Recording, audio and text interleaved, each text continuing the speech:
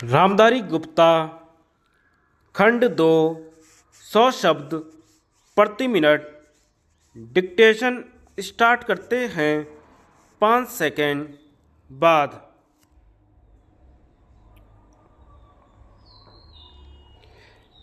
महोदय, दूसरे शब्दों में आर्थिक व्यापारिक निवेश और तकनीकी कारणों से द्वितीय महायुद्ध के बाद और शीत युद्ध के दौरान एशिया के देशों में पुनः धुंधलापन पैदा हुआ। लेकिन यह बात सही नहीं है कि एशिया की संस्कृति और सभ्यता को पश्चिम के प्रभाव और आधुनिकतम तरीकों ने नष्ट कर दिया। हाँ, एक धक्का जरूर दिया, पर समय समय पर एशिया का यह रूप, एशिया की यह सभ्यता और संस्कृति बलशाली तरीके से उदयमान होती दिखाई देती है। पंडित जवाहरलाल नेहरू ने 1945 में अपनी पुस्तक डिस्कवरी ऑफ इंडिया में एशिया की पहचान पर लिखा है कि 1000 वर्षों से जब यूरोप अपने अंधकार के युग में था, एशिया ने अपने मनुष्यों की प्रगतिशील आत्मा को प्रभावशाली ढंग से दर्शाया। उन्होंने यह विश्वास भी जताया कि एशिया की संस्कृति और सभ्यता यूरोप की संस्कृति और सभ्यता से अधिक प्राचीन है।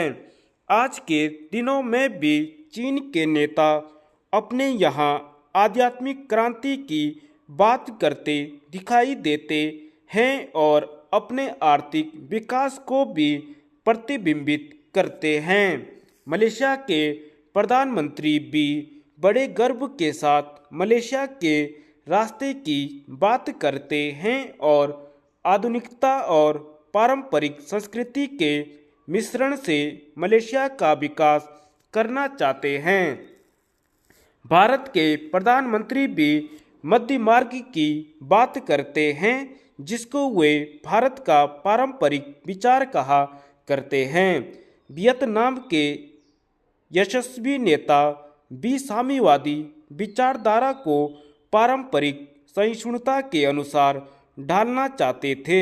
एशिया के इन सब नेताओं की समय समय पर की गई घोषणाओं का वर्तमान संदर्भों में पूरा अर्थ लिया जाना चाहिए, जो एशिया की पहचान को नए सिरे से बनाने में सहायक सिद्ध हो रहा है। यहाँ यह भी बताना उचित होगा कि हाल के वर्षों में एशियाई देश, विशेष रूप से पूर्वी एवं दक्षिणी पूर्वी एशिया के देश, एशिया के सुदृढ़ देशों के रूप में उभरे हैं और इन देशों के आर्थिक विकास की दर विश्व के किसी भी अन्य देश के आर्थिक विकास की दर से अधिक है तथा जिनके आने वाली शताब्दी में विश्व आर्थिक व्यवस्था के निर्माताओं के रूप में उभरने की आशा है। आर्थिक सफलता की इन कहानियों का श्रेय मुख्य रूप से अनुशासित कार्य, किफायत एवं बचत की ऊंची दरों जैसी एशियाई विशेषताओं को जाता है तथा इनसे देशों की जनता के जीवन स्तर में सुधार आया है और एशिया की पुनः खोज जैसा वातावरण बन रहा है। एशिया के देशों में अब आपसी भाईचारे की भावना उभर रही है और इससे ये देश परस्पर निर्भर हो रहे हैं तथा शीत युद्ध के प्रभाव से मुक्त होते जा रहे हैं।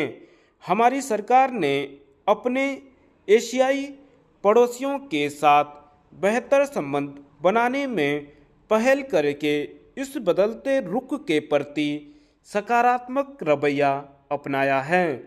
इन सब प्रश्नों का जवाब आज उपलब्ध नहीं है, लेकिन शने शने इन प्रश्नों में ही इसके उत्तर मिलेंगे।